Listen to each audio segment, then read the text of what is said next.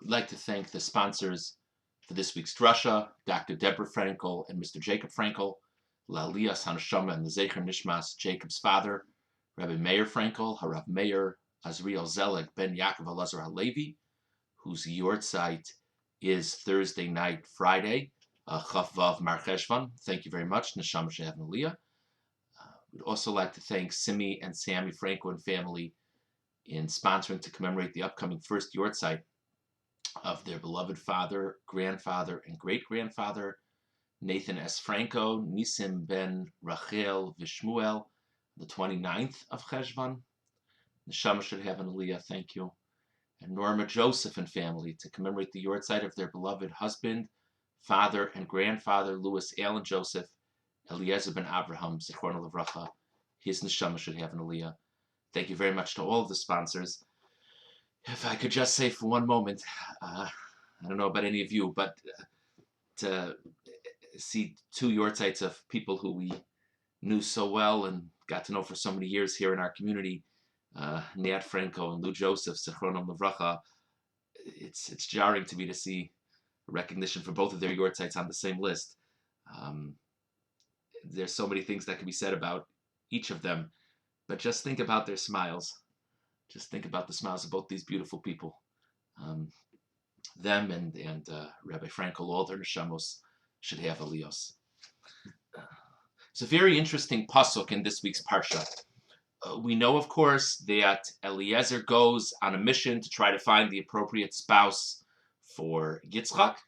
He says to Hashem that he's asking God to help him with a certain sign, an indication of who the right person would be, who the right woman would be.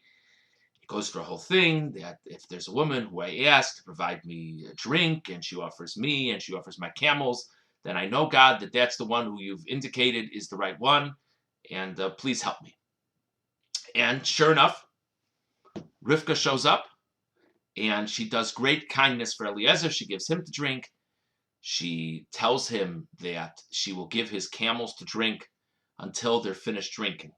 So this is great. This is, as we're told in the Psukim, just as he's finished making this request of God, this woman approaches, and sure enough, it's exactly what he was asking for, practically exactly what he was asking for. After she begins providing drink to his camels, there's a very perplexing pasuk. V'ha'ish mishta'ela. And the man, Eliezer, was just kind of waiting quietly, almost stunned. Macharish lodas haitzliach Hashem darkoim lo. Waiting quietly to see if God will have brought success to his journey, to his path, or not. And then the next pasuk, once the camels are finished drinking, he presents her with jewelry, he asks her who her father is, the story moves forward. What's he waiting for? Why did he only move forward once the camels were finished drinking? She's fulfilled the requirements.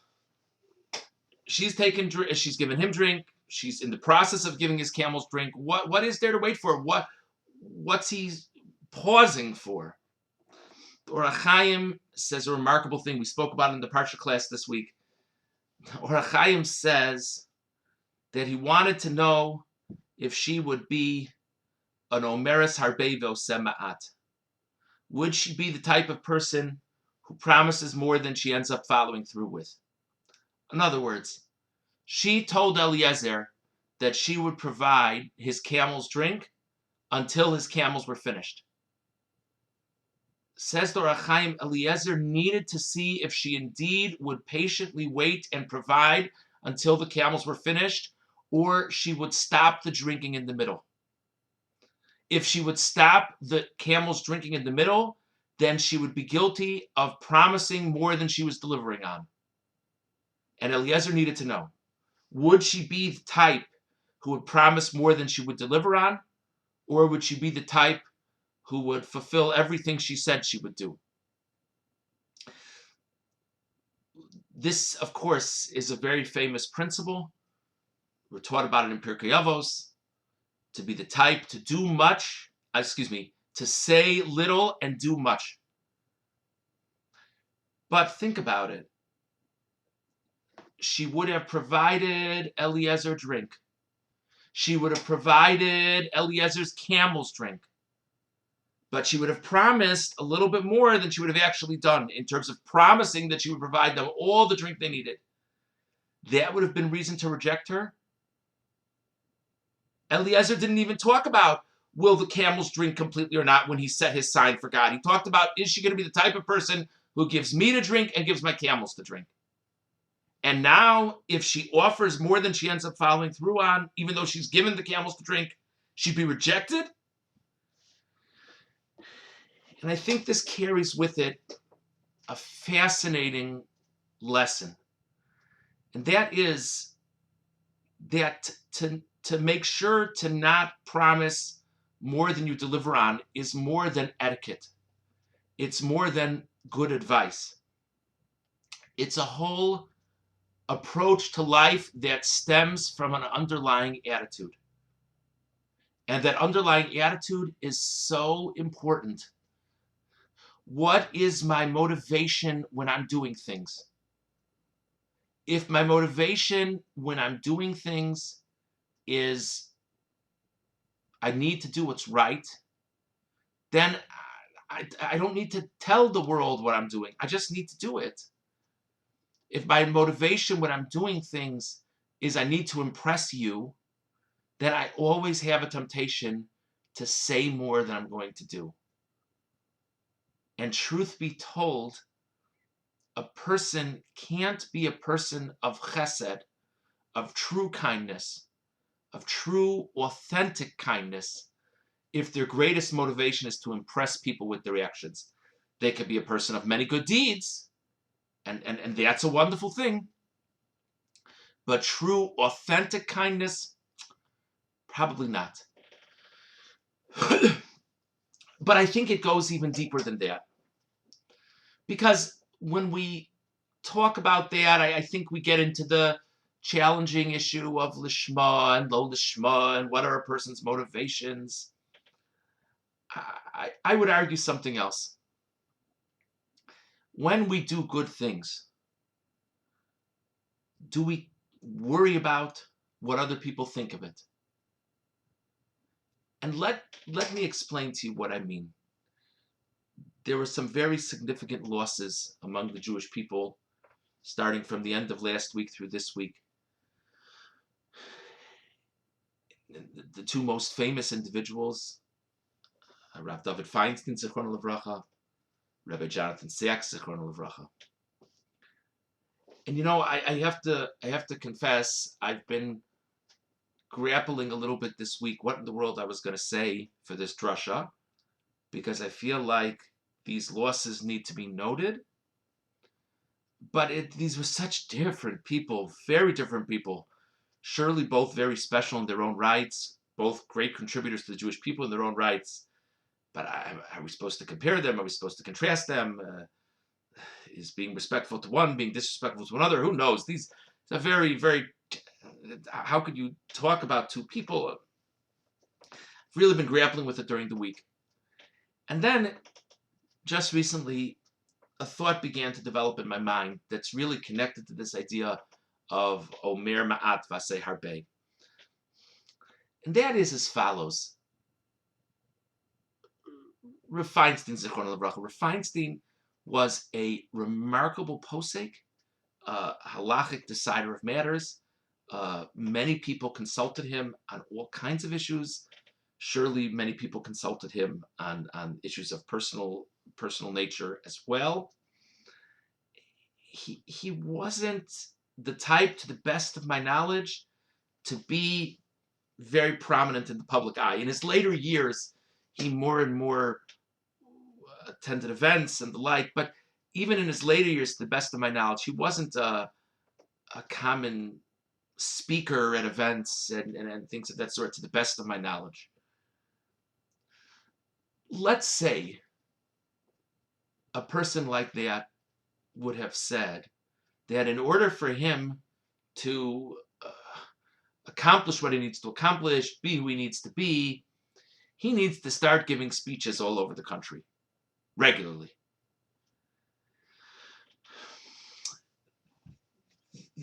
that would have taken away from who he was. That wasn't him. Who he was a tremendous, tremendous person. But if he would sit and say, okay, I'm a Rosh Hashiva, posek of a certain stature, so let me figure out what's quote unquote part of the program. Let me figure it out. If he would have been focused on such things, he would have detracted from who he really was. Rabbi Sachs, Zichrono Livracha, the amount of people who looked to him on a weekly basis for stirring insight, meaningful insight that they could carry with them for their week and many times for their lives. The amount of people who have read his books, tremendous. I certainly could be wrong, but I think you'd be hard-pressed to think of a more prolific writer and author among our people in this most recent period of time. Perhaps I'm wrong, but certainly in the way that Rabbi Sachs did, it's hard to compare anyone else to him. Let's say he would have said, who needs writing? I need people to, a person of my abilities, I need to connect to people in this way. I need to connect to people in that way. I need to range out into voice. Of course, he did many other things in addition to writing. I don't mean to minimize his other accomplishments. But he found himself in a very unique way through his pen. So think for a moment about that phrase, Omer ma'at v'aseh harbe. Say little. And I don't even mean it in terms of haughtiness. I'm not talking about that. I need to figure out what I need to do in this world. I need to figure out what my mission is in this world. And to do that, I have to figure out what I'm best at, what I find most meaningful, and I have to throw myself into it. I can't worry too much about what other people think of what I'm doing. I can't worry too much about expectations for a person of my skill set or my natural bent. I have to just do it. Maybe don't think exclusively about Omer as saying. Maybe it's a little bit also presenting. I can't worry about how people are viewing, am I fulfilling my task? Am I not fulfilling my task? Am I fulfilling my task in a conventional manner? I just need to do it. Each of these great, great people who accomplished such different things really accomplished in a way that was unique to them. The truth is, also this, over the course of just from the end of last week, so many in our community feel the loss of Rabbi William Millen, Zichrono Livracha. Think about it in this context as well. When he started in education all those years ago, would he ever have imagined how many lives he would have touched? How many students, how many ways he impacted them, how many students would remember him decades later, would be impacted by him decades later? Let's say he would have gotten it in his head that in order to really do his thing, let's say he would have said it's beneath him to teach bar mitzvah boys. Maybe for a person of his experience as a teacher, let younger people teach bar mitzvah boys. Wouldn't be a crazy thought. You know how many people would have missed that opportunity, that inspiration from him? That's also an Omer ma'at v'aseh harbe. Not to worry about how one is perceived. Just do it. Just do it. We mentioned Yortzites at the beginning. Think of Nat Franco. Think of Lou Joseph. Would either one of them have ever thought that so many people would have such fond memories of them, would have such clear pictures in their minds of them? Do you think they were the type of people to think to themselves, if I do this, how will people see it? How will people view it? They just did their thing. Very different things, by the way. But they just did their thing. So this idea of being Omer Ma'at Vaseh Harbe, saying little and doing much, in reality is, as we explained, far more than etiquette. And perhaps it's even more than issues of motivation for what one is doing. In the end of the day, Eliezer was looking for a person of greatness. And if this woman was going to be the type of woman who would be so concerned about perception of her deeds, that gets in the way of achieving true greatness. May we all find our own paths, may we all find our own missions, and merit to feel that great sense of fulfillment. Have a good Shabbos.